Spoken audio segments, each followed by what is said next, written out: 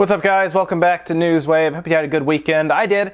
I had fun at Too Many Games. In fact, if you missed it, I posted a quick montage of kind of walking around and checking things out and talking to a few people. You can check that out in the card above. But for now, guys, let's talk about some of the news that took place Friday and then over the weekend. Let's get started. So the first bit of news today, guys, has to do with Nintendo and 4K. Two things that really don't go together at all right now, right? Because Nintendo has pretty much chosen to forget about the 4K market right now as Microsoft and Sony, the Xbox One X and the PlayStation 4 Pro kind of battle it out over the high resolution stuff. But that didn't stop The Verge from asking Reggie Fils-Aime about Nintendo's stance on 4K and if they're at all interested in the market right now. In fact, Reggie's had this to say. The Nintendo mission is to reach as many consumers as possible and to have them engage and have fun with our intellectual property. That's what we try and do. So inherently, we go for a more mainstream audience. Inherently, we want our products to be affordable. We want our products to be easy to pick up and experience, low learning curve. We want our IPs to shine as we deliver those experiences. That's the way we approach it. And so what that means is a sweet spot of $300 for a Nintendo Switch,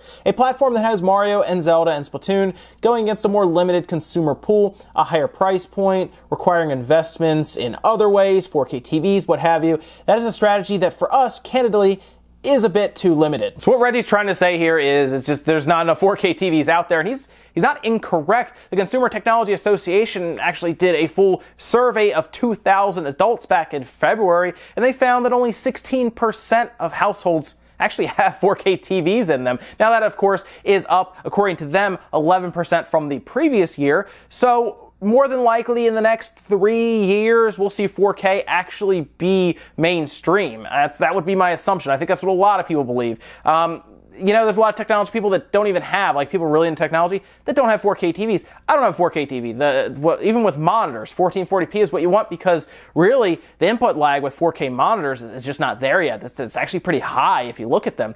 So in this case, it makes sense. Don't put the money in where there's just not enough people who are going to buy it. They are shooting for a good price range of $300 and then, of course, back it with games. And that makes sense. That's what everybody wants a game system for, is to play games on. So you can take it a couple different ways. Maybe you're a big 4K enthusiast and you're like, I wish Nintendo put a 4K unit out. That's fine, but realistically, you're apparently part of the 16%. So there's 84% of people who just want 1080p and good games, and they're fine with that. So until we get maybe, I don't know, closer to like 2020, 2021, when we actually see 4K become big, you go to a store and it's like buying a 1080p TV is now, then maybe we see Nintendo start to really look at the 4K market. But I really wouldn't expect the Switch to ever be a 4K system. Maybe the next unit, whatever system they come out with next after the Switch, becomes 4K. While we're on the topic of 4K, let's talk about 6K for a second. I know, we're still trying to get to 4K, and you're like, oh, 6K.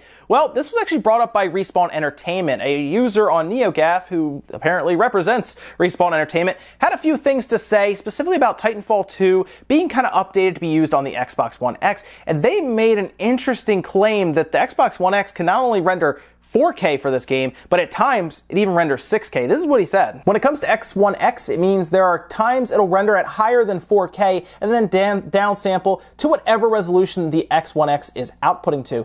It is truly glorious on a 4K display. This quote will come back to haunt me, I'm sure, but there were times on War Games last time I was testing where it was rendering at 3200p. He's thinking that's 6K. That's actually a little higher than 6K. Internally, the internal render resolution is dictated by the GPU load, so obviously there are no guarantees as to how often it renders at particular resolutions, but essentially we're using 100% GPU all the time. So this is pretty impressive, mostly because it seems like if this GPU in the Xbox One X is not bottlenecked by the CPU, so there's a GPU that's very powerful, but the CPU is pretty weak. It's not a very strong CPU at all.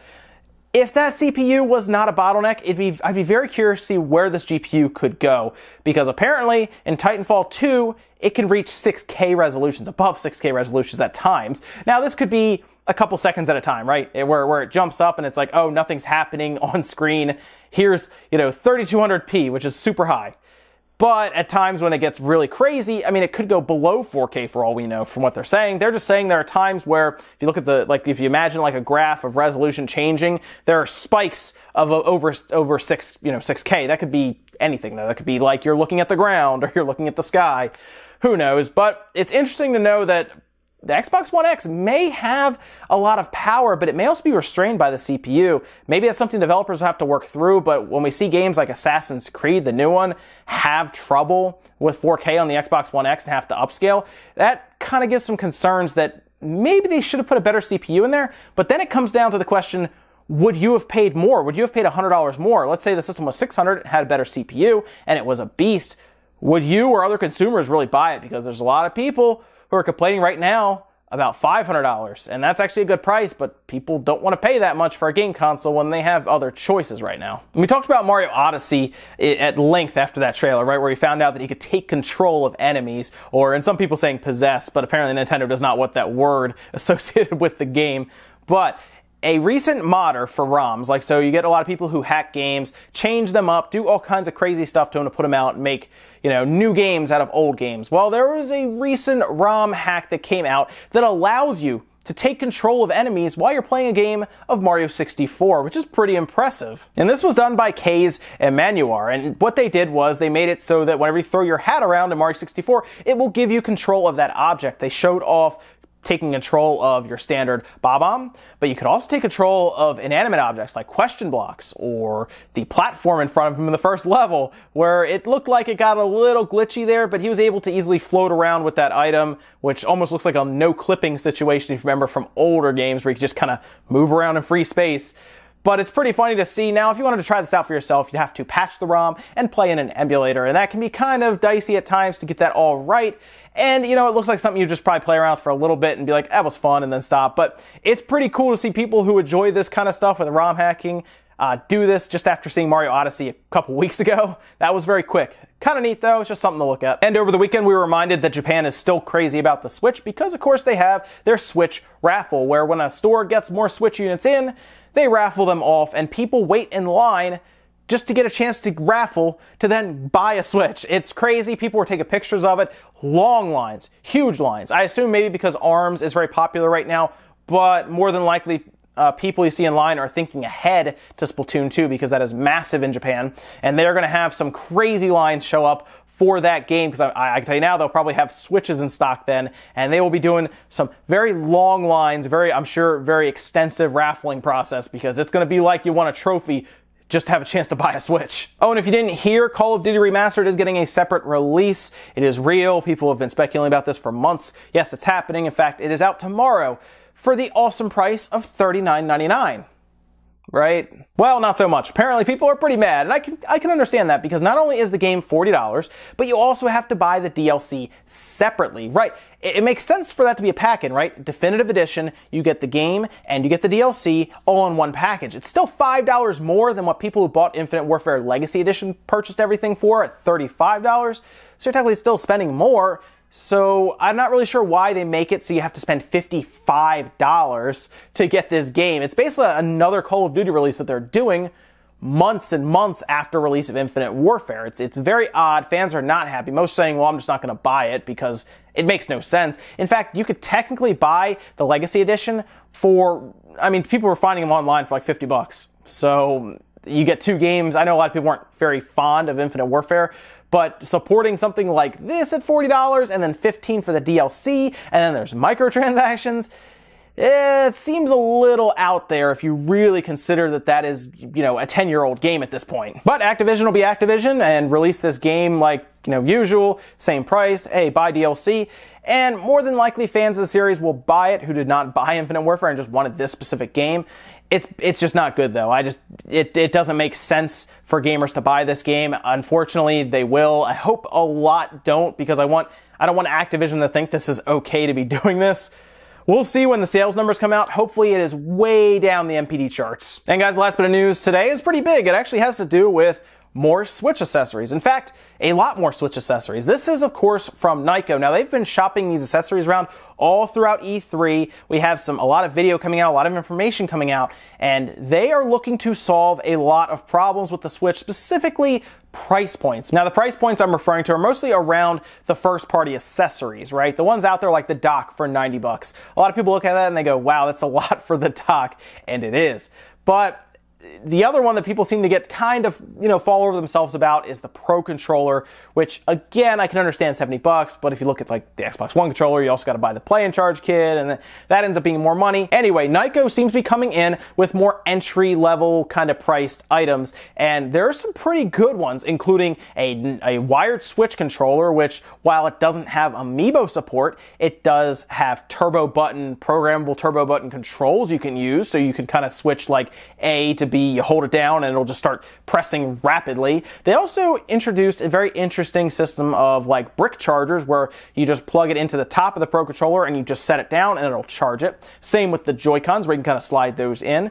But the really interesting one is the dock. And the dock is going to be half the price of the standard one now, which is $90. It'll be $45. It'll also come with a cable to charge the whole thing on like a power brick, come with an HDMI cable, and the dock is very small, and they're trying to make it a portable dock.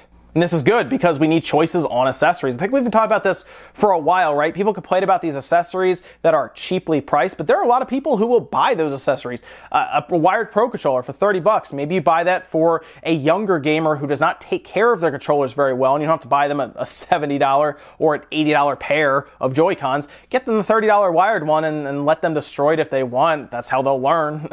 And at least then you're not out $70. Or maybe you don't care too much about amiibo support on the Pro Controller. You don't care about the wireless range or battery life. You just want to plug it in, not worry about any of that. And you have that option, which is great. They also showed off a very interesting battery, almost like a battery bank that attaches to the bottom of the Switch.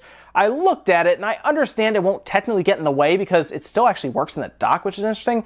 It just doesn't look very sleek. The whole thing about the Switch is it looks like a really nice piece of technology when you kind of just check it out and hold it. And it just kind of looks like it's just hanging off the bottom. I understand they're trying to figure out a way to put a battery on this thing. I just feel like there's probably a better way, just somehow, there's got to be a better way to do it than that, because it just doesn't look very good. But their biggest footprint is probably that dock being portable and half the price. They'll probably sell quite a few of those because everything is built in. They said they pretty much completely replicated the Switch's proprietary dock and technology to then, move the Switch from handheld to TV mode right away. So that's actually really cool, and it's something you can buy at $45 and you could take it with you. You could keep it in like a travel bag if you travel around a lot, you maybe go to a lot of hotels. You have the dock with you, which is great.